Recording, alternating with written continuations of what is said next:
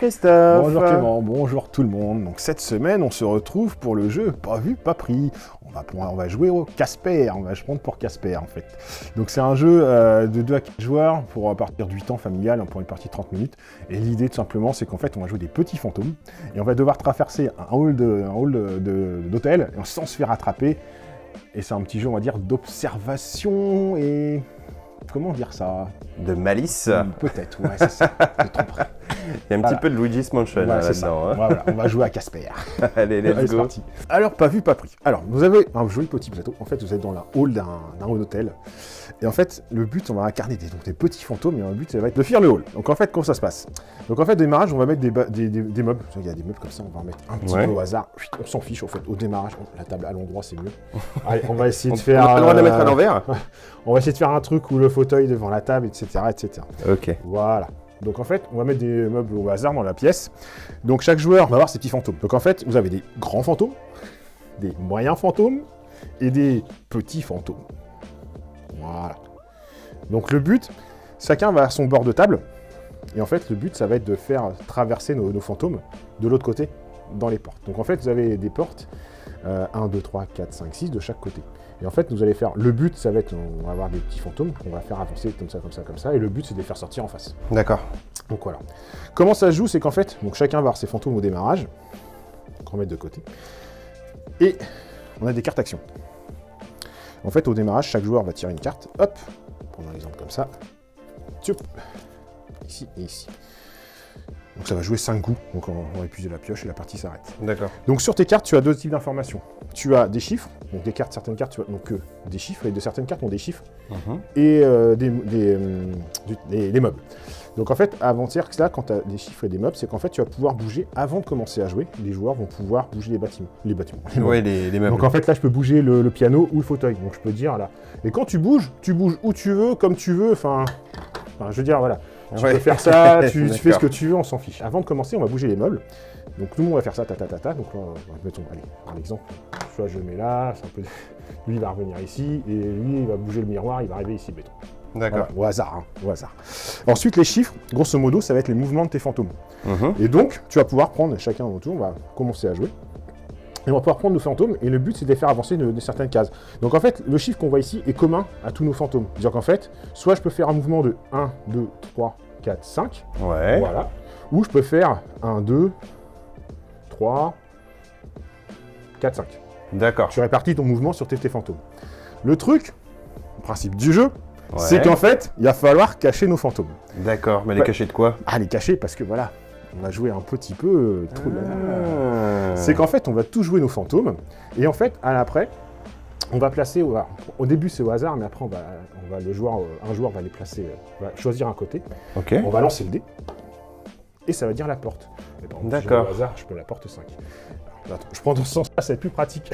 On va faire l'exemple. Mais voilà. Et en fait, on va regarder par le trou de la serrure, et dès qu'on va voir des fantômes, dans l'idée, les fantômes, hop, ils sont perdus.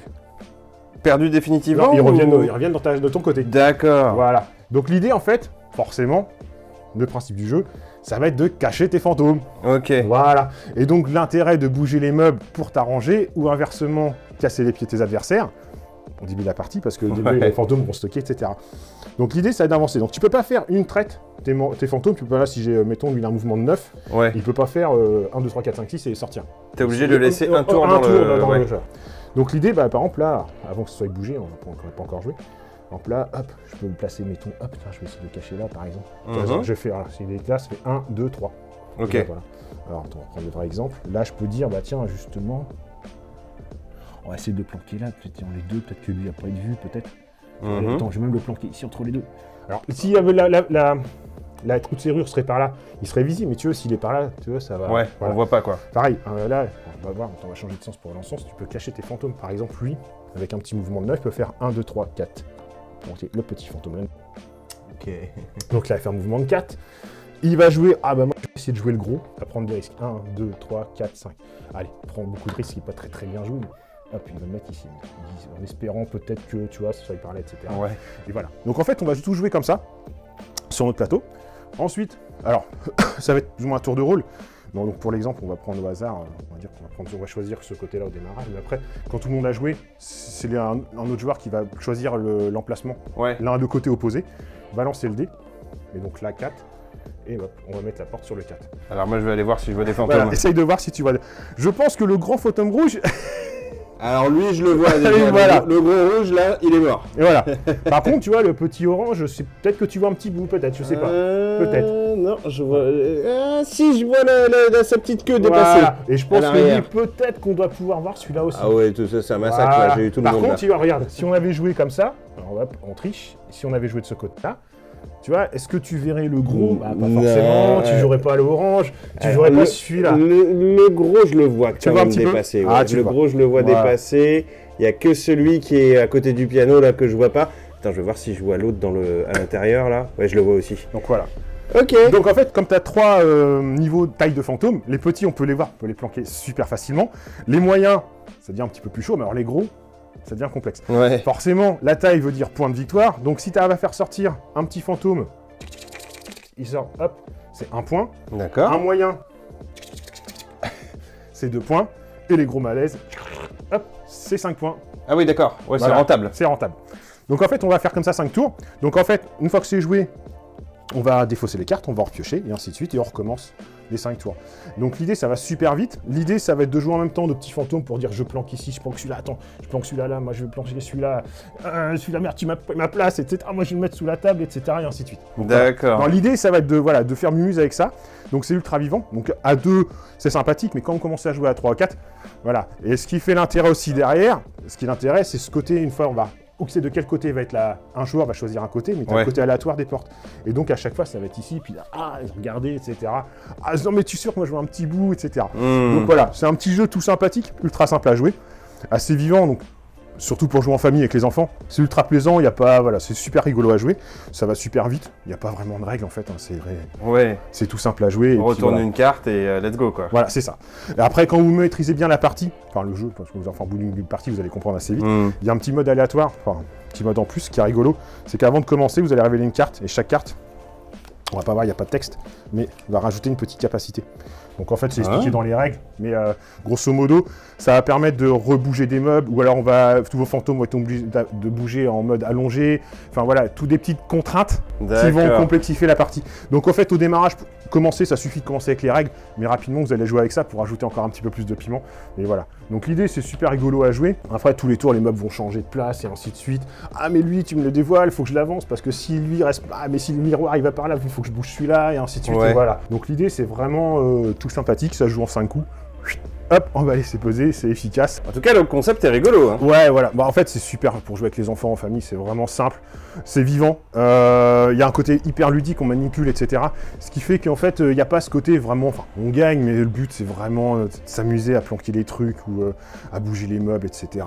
D'accord. Sachant que quand tu bouges un meuble, les fantômes, en fait, ils restent en place. Donc, si tu décides de bouger ça, lui, hop, il reste là, et puis lui va là, par exemple. Ah. Voilà. Donc, en Dangereux. Voilà, il faut, mais pas trop.